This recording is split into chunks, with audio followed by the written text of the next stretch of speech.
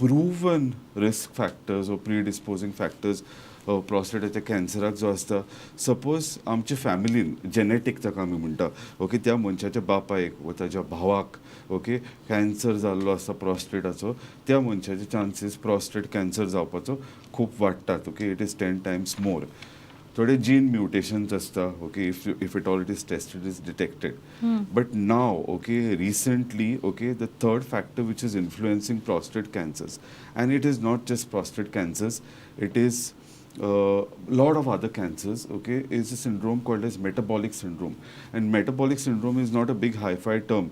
It is just lifestyle associated illnesses okay which we have invited upon us by the change in the lifestyle that we have, that this generation has imbibed on. So I'm thinking sedentary lifestyle exactly, is one of the okay. biggest. Sedentary lifestyle, the food habits like eating microprocessed foods. Fast foods. Okay, yeah. So that gets you subjected to obesity, to high cholesterol levels, okay, fatty liver, and all this okay encompasses what is called as metabolic syndrome, where there are a lot of hormonal changes occurring in the body, and because of this hormonal changes, it disturbs the hormonal balance in the body, and it's the beginning of many cancers.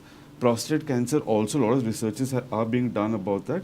Okay, it is also being proven slowly that metabolic syndrome can also influence the occurrence of prostate cancers. But proven is mainly genetic.